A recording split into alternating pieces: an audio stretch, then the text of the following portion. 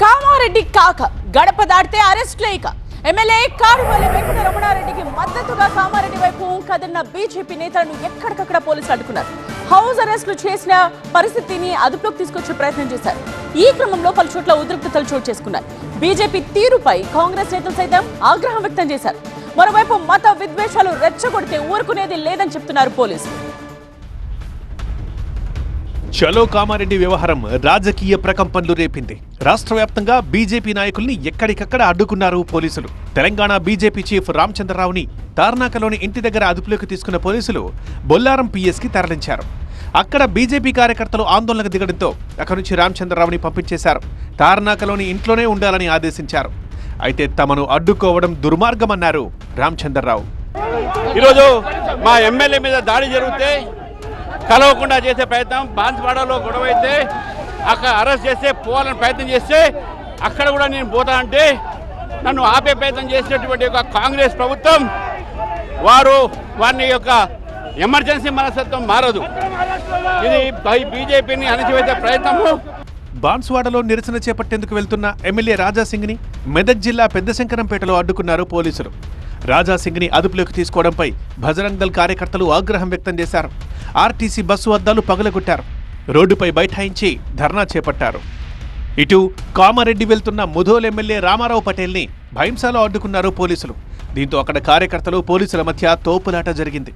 కామారెడ్డిలో కాంగ్రెస్ ఎంఐఎం పార్టీలకు పోలీసులు కొమ్ము కాస్తున్నారని కేంద్ర మంత్రి కిషన్ రెడ్డి ఆగ్రహం వ్యక్తం చేశారు. తమ పార్టీ నేతలను ఎందుకు హౌస్ అరెస్ట్ చేశారో ప్రభుత్వం సమాధానం చెప్పాలన్నారు. నిన్న సాయంకాలం నుంచి హౌస్ అరెస్ట్ చేయడం జరిగింది. అసలు ఈ రాష్ట్రంలో ప్రజాస్వామ్యం ఉందని అడుగుతాం.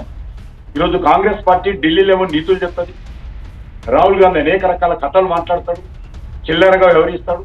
వాళ్ళ పార్టీ అధికారం దగ్గర ఈ రకంగా వ్యవహరిస్తాడు. ఇది ఏమాత్రం క్షమించరు. తెలంగాణ సమాజం చూస్తా ఉంది.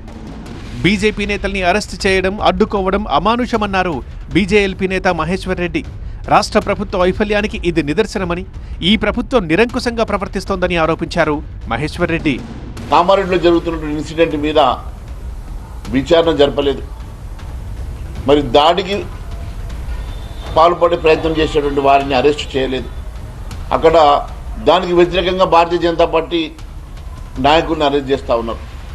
కామారెడ్డిలో అగ్నికి ఆజ్యం పోసింది కాంగ్రెస్సే అంటున్నారు కేంద్ర మంత్రి బండి సంజయ్. బాన్స్వాడలో 70 మందిని అరెస్ట్ చేయడం అక్రమమన్నారు. ప్రభుత్వాన్ని ప్రశ్నిస్తే కాంగ్రెస్ నేతలు దాడులు చేయడమేంటని ప్రశ్నించారు. రాష్ట్రంలో రౌడీ రాజ్యం నడుస్తోందన్నారు. ఎమర్జెన్సీ రోజులు మళ్లీ ప్రారంభమయ్యాయన్నారు బండి. రేవంత్ పాలనలో ఎమ్మెల్యేలకే భద్రత లేకుండా పోయిందన్నారు ఎంపీ ధర్మపురి అరవింద్. చివరికి ఎమ్మెల్యే మీద కూడా దాడులు జరుగుతాం.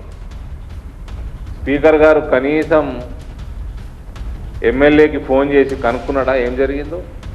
పోలీసు వాళ్ళ దగ్గర రిపోర్ట్ తెప్పించుకున్నాడా? Speaker of the assembly, it is responsibility to safeguard his members.